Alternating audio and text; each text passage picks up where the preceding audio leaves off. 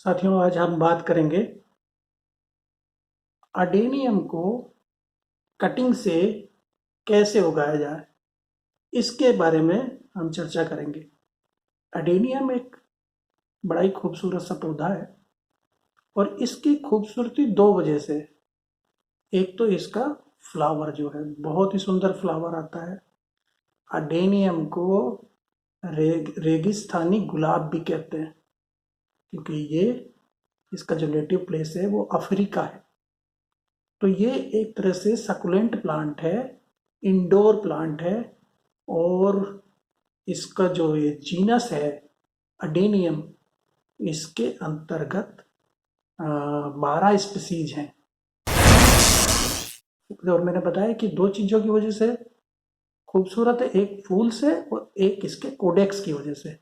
इसके जो रूट है वो फूल जाती है। लेकिन इसमें मैं ये बताना चाहूँगा कि हम सर्दियों के बाद, जब सर्दियाँ बीत जाती हैं तो सर्दियों में ये फूल पत्तियाँ सब गिरा देता है।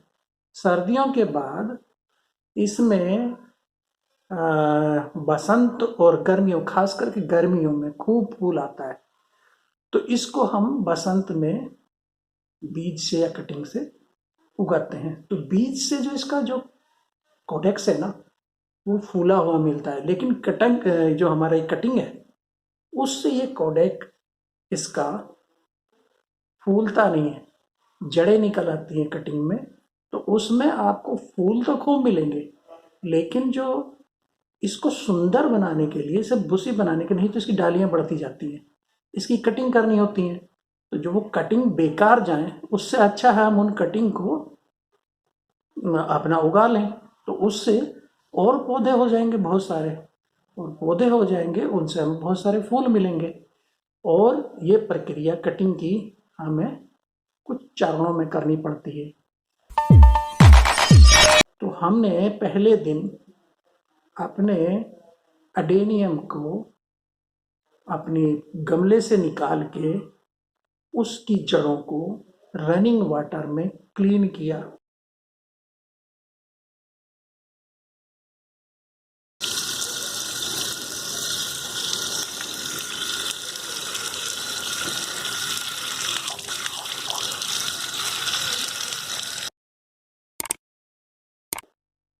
रनिंग वाटर में क्लीन करने के बाद उसको हमने एक दिन के लिए सूखने के लिए रख दिया।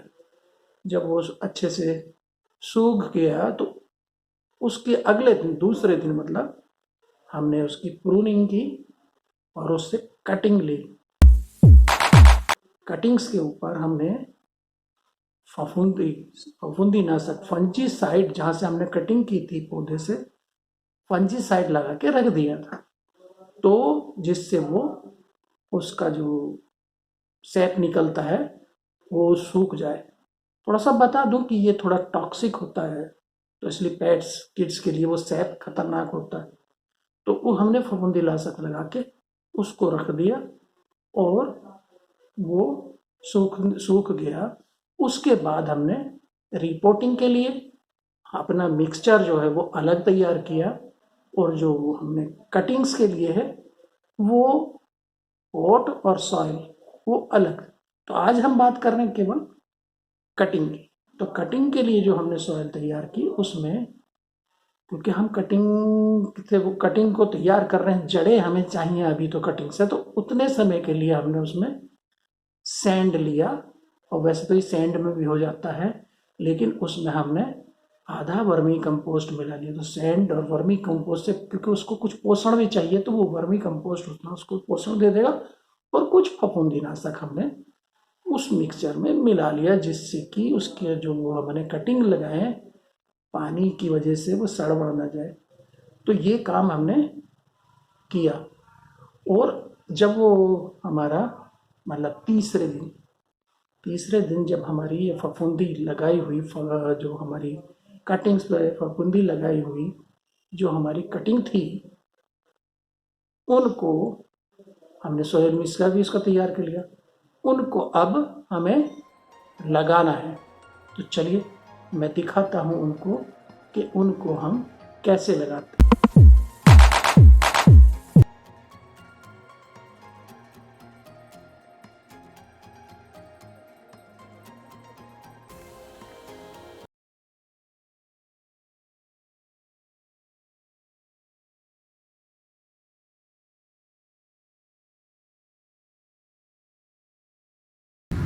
और जो कटिंग्स हमारे द्वारा ली गई थी, ये मैं दिखा दूँ, इसको 45 डिग्री पे अगर काट लेते हैं तो ज़्यादा स्पेस में बन जाता है। और इस कटिंग को भी हम आज इसमें करके और रख देंगे। कल इस एक दिन इसको रखना चाहिए असल में धूप लगने के लिए, और 1 या 2 दिन रखने के बाद ही इसको हमें फिर अपने पॉट में लगाना है। साथियों, अडेनियम की कटिंग लगाने के लिए जो इसका एक्चुअली विंटर जो है डोरमेंट पीरियड होता है, और इसके विंटर गुजरने के बाद मतलब जब गर्मी शुरू हो जाए हल्की सी, तो तब हमारे समर और जो हमारा ये स्प्रिंग वाला सीज़न होता है उसमें इसकी कटिंग और प्रोपेगेशन का काम करना चाहिए। कटिंग को भी बरसात में बचाना चाहिए। बरसात में हमें इसकी कटिंग नहीं लगानी चाहिए, इसका प्रोपेगेशन नहीं करना। अब इसमें छेद वाला एक गमला था, उस छेद पे जिससे कि हमारा ये रेत ना निकल जाए, इसका सैंड ना निकल जाए, तो इस पर हम वो डाल लेंगे। और कुछ अपनी ये जो हमारे टुकड़े हैं ये इसमें आप पत्थर के डाल लें या बजरी डाल लें, ये डाल देंगे नीचे की तरफ, जिससे कि हमारी जो सॉइल और सैंड रहेगी वो ना निकल जाए। इसको मैं नीचे ले लेंगे।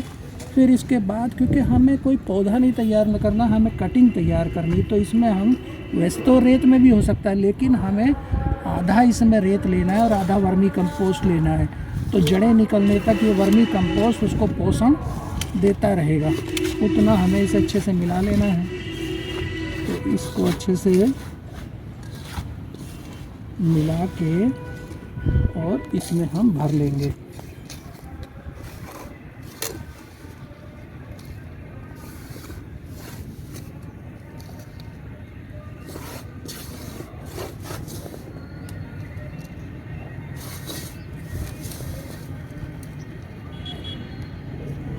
ये हमें बिल्कुल एकदम वेल ड्रेन्ड सॉइल तैयार कर ली है, और इसमें हम थोड़ा सा गमले में नीचे रखेंगे, क्योंकि इसमें जब स्प्रे करते रहेंगे, और इसमें कटिंग में 3-4 दिन बाद हमें स्प्रे करते रहना।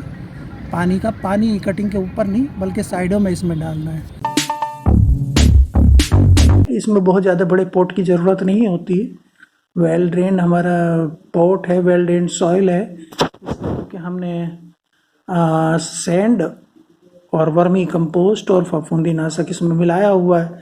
इसके अलावा हमने जो अपनी कटिंग्स थी उनको भी फफूंदी नाशक हमने लगा दिया था, और 1 दिन के लिए हमने इनको रख दिया था। तो ये अब हमारी तैयार हैं, और इस तरह हमने ये कटिंग्स अपनी तैयार कर ली थी। हमने ये 3 कटिंग्स हमने तैयार कर ली थी। तो इन तीनों कटिंग्स को अब इसमें हम लगा देते हैं।